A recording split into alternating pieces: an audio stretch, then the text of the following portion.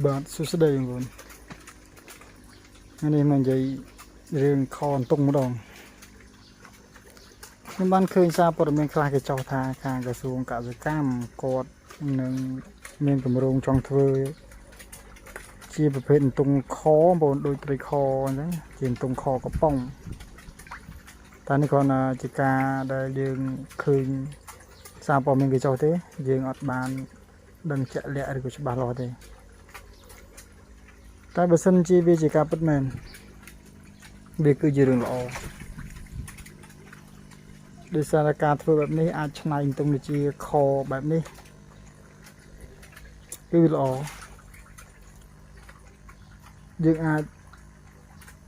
ឆ្នៃនាំចេញបានច្រើនព្រោះថាបើសិនជាធ្វើទៅល្អ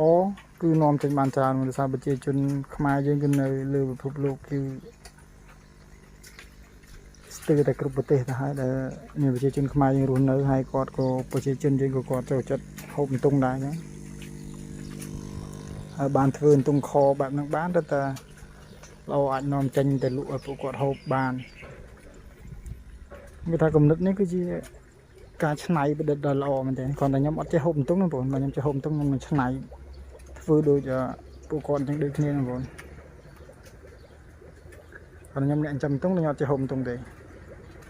ចឹងខ្ញុំអត់ដឹងទៅរសជាតិវាបែបម៉េចហើយការខហ្នឹងបែបម៉េចហើយការឆាហ្នឹងរសជាតិបែបម៉េច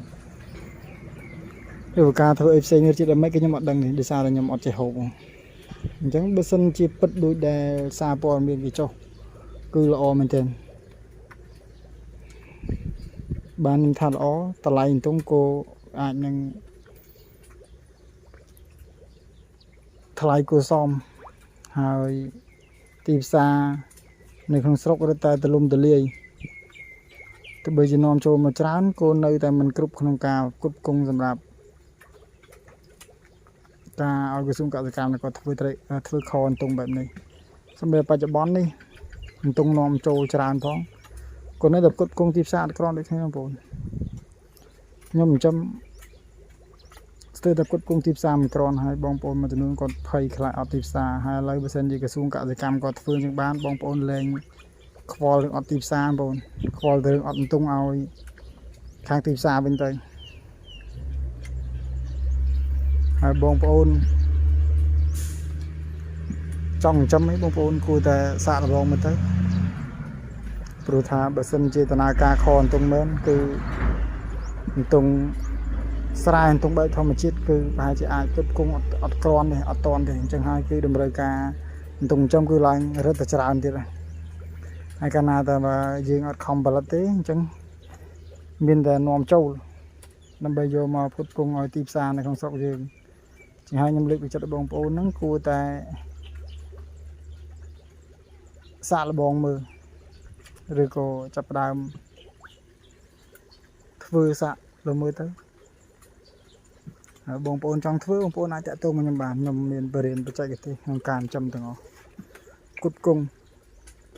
ទាំងពូជថ្នាំចំណីទាំងបច្ចេកទេសហើយនៅពេលចិញ្ចឹមបានហើយខ្ញុំក៏ជួយលក់បងប្អូនដូចតែគ្នាបងប្អូនគ្រាន់តែខ្ញុំអត់ទទួលទិញវិញតែខ្ញុំជួយលក់ឲ្យបងប្អូនភ្ញៀវគាត់ត្រូវការក៏ខ្ញុំឲ្យបងប្អូនចាប់ឲ្យដូចតែគ្នាទេតែបើសិនជា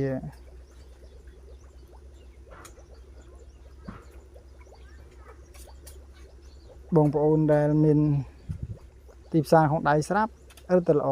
ព្រោះថាការចិញ្ចឹមតុងនេះបើសិនជាបងប្អូនឆ្នៃលក់រាយបានខ្លួនឯងគឺល្អមែនទែនលក់នៅតាមហាងតាមអីហ្នឹងមួយថ្ងៃ20 30គីឡូក៏យើងមិនមានតុងផ្គត់ផ្គង់គេគ្រប់គ្រាន់បងប្អូនចឹងបានខ្ញុំចេះតែនិយាយថាខ្លាចតែគ្មានតុងផ្គត់ផ្គង់ចូលទីផ្សារបើតុងចំយូរ9ខែតែមួយឆ្នាំតែមួយឆ្នាំចុះ1 កន្លះគីឡូអីចឹងហើយពេលខ្លះបើគេត្រូវការមួយថ្ងៃ20 30គីឡូយើងផ្គត់ផ្គង់គេតាន់ទេអត់តាន់ទេបើយើងចំខ្នាតទូចនោះសូម្បីតែខ្ញុំចំរាប់ម៉ឺនក្បាលខ្ញុំទៅផ្គត់ផ្គង់គេអត់តាន់6អាងនេះ25អាងនេះ25,000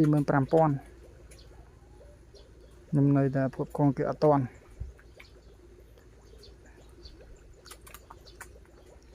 បាទហើយវីដេអូនេះមានតែប៉ុណ្ណឹងបងប្អូនអរគុណច្រើនអត់មានអីនិយាយទៀតនិយាយច្រើនស្ទើរតែគ្រប់វីដេអូរឿងទីផ្សាររឿងអីហ្នឹងបងប្អូនត្រូវការអាចតាក់ទងបាន